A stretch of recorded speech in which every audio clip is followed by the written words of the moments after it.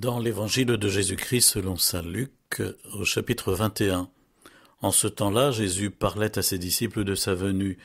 Il y aura des signes dans le soleil, la lune et les étoiles. Sur la terre, les nations seront affolées et désemparées par le fracas de la mer et des flots. Les hommes mourront de peur dans l'attente de ce qui doit arriver au monde, car les puissances des cieux seront ébranlées. Alors, on verra le Fils de l'homme venir dans une nuée, avec puissance et grande gloire.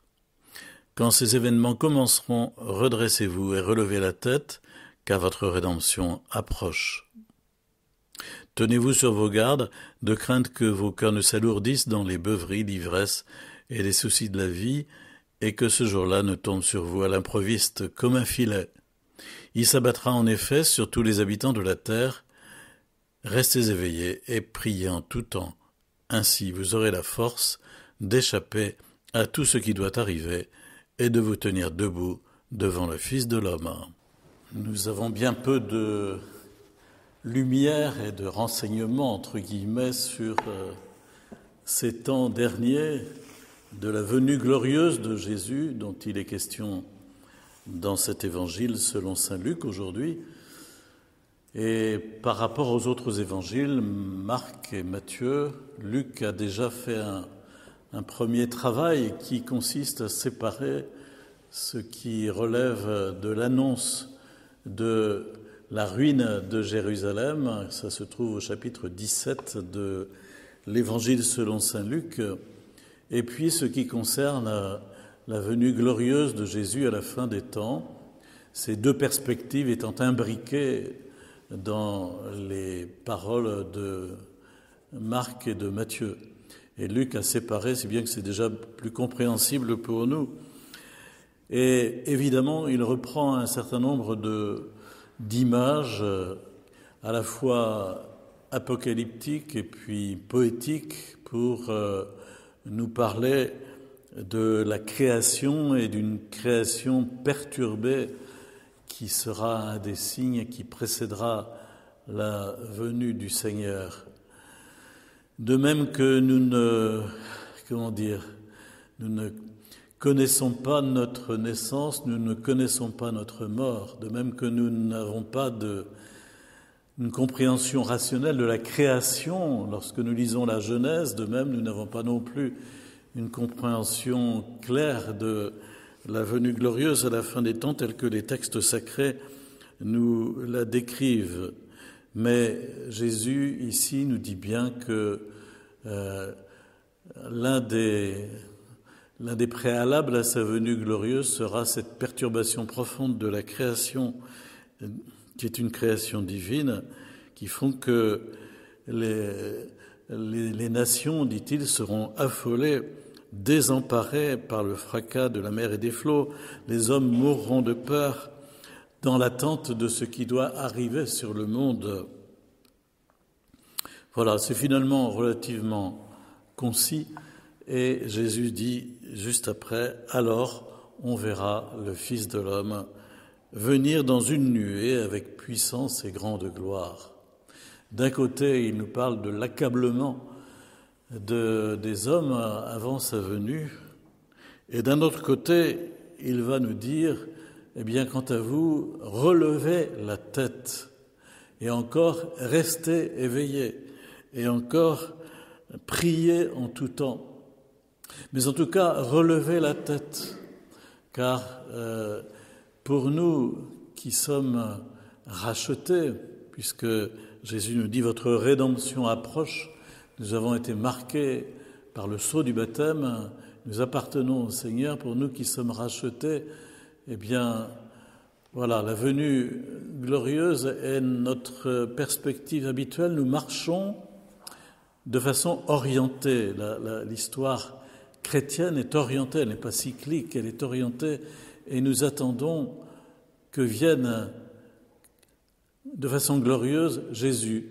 Non pas qu'il se soit absenté, qu'il ait disparu, il est toujours présent, il est toujours là, mais il est invisible, et il est présent à nos côtés, au cœur même de ce qui fait notre vie, mais viendra un moment où il apparaîtra visiblement Et personne ne pourra échapper, nous dit-il, à ce moment qui s'abattra sur la terre entière comme un filet. Ce sont les images qui sont employées, ainsi qu'une autre ailleurs, dans un autre évangile, celle de l'éclair, pour nous dire que vraiment, il n'y a pas à chercher, comme feraient peut-être nos frères évangéliques en disant Jésus doit revenir sur le mont à Gethsémani, là, à Jérusalem. Non, Jésus viendra de façon glorieuse, tout homme le verra, et c'est la terre entière qui sera concernée. Mais voilà, vous sentez bien que nous balbutions quand nous parlons de tout cela, et que nous pouvons garder comme une indication précieuse, une invitation précieuse, ces 3 consignes que Jésus nous donne. La première, c'est relever la tête. Ne soyez pas accablés par les perturbations du monde et de l'Église en ce moment, et on est servi. Ne soyez pas accablés, ne marchez pas tête baissée, désolés et vraiment accablés, mais soyez dans l'espérance, car la marche au plan biblique et chrétien est une marche dans l'espérance. Relevez la tête, première consigne. Ne vous laissez pas abattre. La deuxième, c'est celle-ci, restez éveillés et priez en tout temps. Restez éveillés, ne vous endormez pas, ne fuyez pas les difficultés, car il nous est dit, il y a 2 façons de fuir au fond, soit s'étourdir à travers ce qui est appelé ici les beuveries, je ne pense pas que ce soit tellement notre cas, soit les soucis de la vie, nous laisser accabler par les complications de la vie.